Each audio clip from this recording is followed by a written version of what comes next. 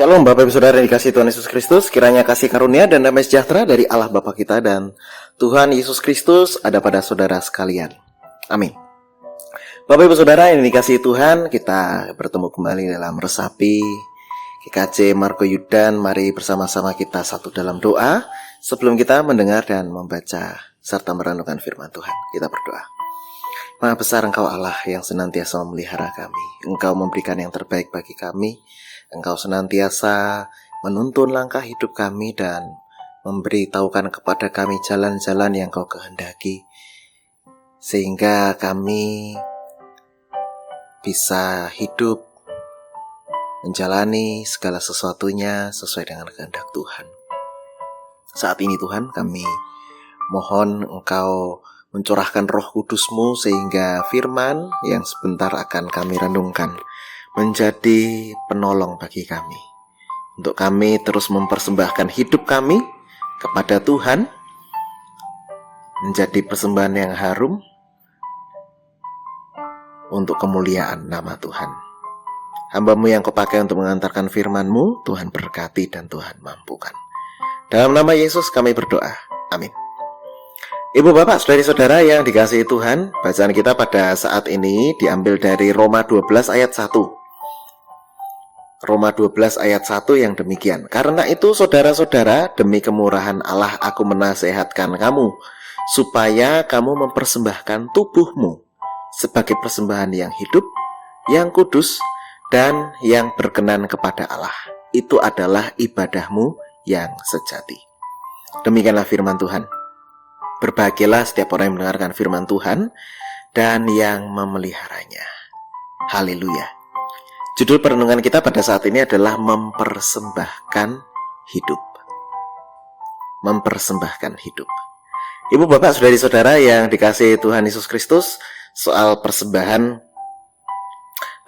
merupakan hal yang sensitif untuk dibicarakan.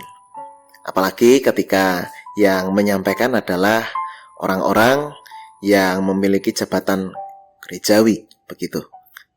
Nah, tapi dalam hal ini saya mencoba untuk membahas tentang hal itu, khususnya Roma 12 ayat 1, yang seringkali ayat ini dipakai menjadi ayat untuk dasar berpersembahan dalam ibadah hari Minggu di gereja. Bahkan ayat ini sudah sering sekali kita dengar, atau bahkan sudah ada yang hafal, gitu ya. Roma 12 ayat 1 dan 2. Nah, ibu, bapak, saudari-saudara yang dikasihi Tuhan Yesus Kristus, dalam hal ini Rasul Paulus memberikan pesan kepada jemaat di Roma. Pesannya itu adalah banyak hal, dan salah satunya adalah Roma 12 ayat 1 ini. Demi kemurahan Allah. Nah, jadi melakukan segala sesuatunya itu karena Allah lebih dahulu memberikan kemurahannya, menunjukkan kemurahan hatinya, kebaikan hatinya, belas kasih Allah kepada kita. Nah, ini belas kasih Allah apa aja?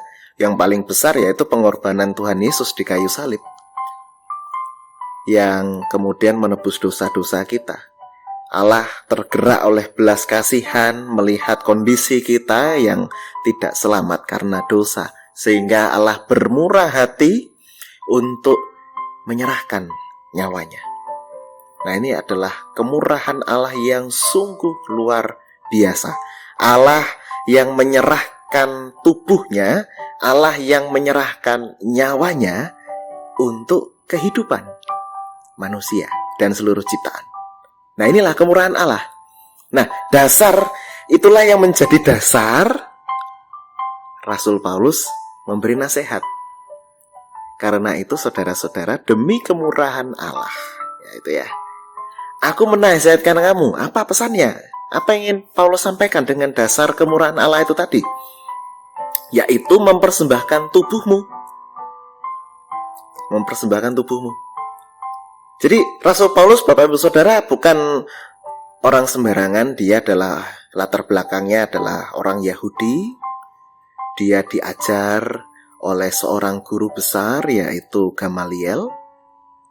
Dan bukan berarti Paulus ini tidak tahu tentang persepuluhan. Tahu dia, hafal dia, paham betul tentang persepuluhan, tentang hukum Taurat. Karena itu adalah dalam tanda kutip makanannya dia sehari-hari. Dia mengulik hukum Taurat itu, dia ngerti titik komanya hukum Taurat. Karena Rasul Paulus memang dibesarkan, diajarkan untuk mengerti sebagai orang Yahudi, sekaligus dia juga sebagai seorang seorang murid dari Gamaliel, sehingga dia tahu tentang aturan ini dan itu, khususnya tentang Taurat. Nah, ibu bapak, saudari-saudara, tapi dalam hal ini Rasul Paulus tidak memberikan nasihat tentang persepuluhan. Bahkan bisa dikatakan dalam tafsiran tertentu, dalam sudut pandang tafsiran tertentu, bukan lagi persepuluhan, tetapi bukan lagi 1/10, tetapi 100%. Nah, tadi kalau 1/10 berarti kan hanya 10% ya. Nah, ini Rasul Paulus menasihatkan jemaat di Roma, orang-orang percaya yang ada di Roma, untuk memberikan lebih, yaitu 100%. Apa yang 100%? Hidup.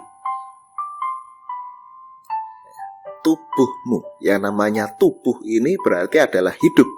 Ingat dasar yang tadi ya, demi kemurahan Allah, Allah yang telah menyerahkan anaknya satu-satunya, menyerahkan nyawa anak ini supaya manusia dan seluruh ciptaan memperoleh keselamatan.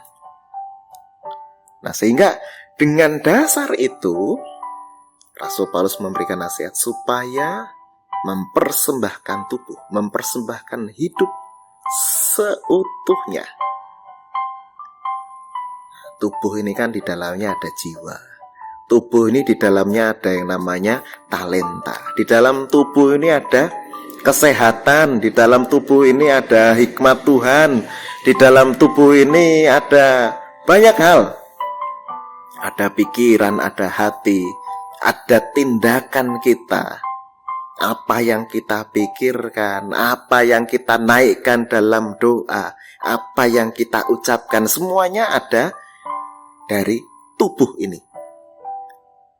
Nah, sehingga apa yang ingin Rasul Paulus sampaikan lewat Roma 12 ayat 1, mempersembahkan tubuh itu artinya mulai dari sikap, dari hati, pikiran, apa yang dituturkan, apa yang dipikirkan, apa yang dilakukan, bahkan nafas kehidupan, nyawa sekalipun, nah ini dipersembahkan sebagai persembahan yang hidup. Artinya ini persembahan yang hidup bagaimana? Persembahan yang dilakukan terus-menerus, terus-menerus tanpa berhenti. Ibaratnya ya, kita coba bandingkan ya. Kita bandingkan dengan kita memberi persembahan di ibadah minggu. Nah, kita hanya memberikan dalam dalam waktu tertentu. Nah, itu ya. Jadi pas kantong beredar, kemudian di waktu itulah dimasukkanlah persembahan. Nah, ini persembahan yang hidup. Artinya diberikan terus-menerus hari demi hari ketika kita masih diberikan kehidupan. Nah, inilah persembahan yang hidup, yang terus-menerus. Yang kudus artinya harus sesuai dengan kehendak Tuhan. Dan yang berkenan kepada Allah. Nah, ini maksudnya apa? Ada penekanan nih, yang kudus dan yang berkenan kepada Allah ini maksudnya sama. Sesuai dengan kehendak Tuhan. Nah, itulah ibadah yang sejati. Maka mari kita mempersembahkan hidup kita. Seluruhnya, apa yang kita miliki, apa yang kita kerjakan, apa yang kita tuturkan, apa yang kita pikirkan, apa yang kita simpan di dalam hati, semuanya itu mari kita bangun, kita tata, kita kelola talenta-talenta kita. Semuanya itu adalah wujud persembahan kita kepada Tuhan. Kalau itu adalah persembahan kepada Tuhan, maka ya, bertuturlah yang terbaik. Pikirlah pikiran yang bijaksana. Bersikaplah yang empan-papan, yang bijaksana. Hidup kita ini memancarkan persembahan untuk Tuhan. Kiranya Tuhan memampukan kita. Amin. Mari kita satu dalam doa. Terima kasih ya Tuhan atas berkat-Mu, atas firman-Mu yang mengingatkan kami untuk memberikan hidup kami sebagai persembahan bagi Tuhan. Tuhan yang lebih dahulu memberikan hidup bagi kami supaya kami hidup dan selamat. Maka mampukan kami Tuhan untuk kami juga dapat memberikan hidup kami kepada sesama kami sebagai persembahan kepada Tuhan, sehingga kehidupan bisa terus ada dirasakan oleh orang-orang di sekitar kami. Mampukan kami ya Tuhan. Dalam nama Yesus kami berdoa, amin. Kiranya kasih karunia dan damai sejahtera dari Allah Bapa kita dan Tuhan Yesus Kristus serta persekutuan dengan Roh Kudus menyertai saudara sekalian. Amin.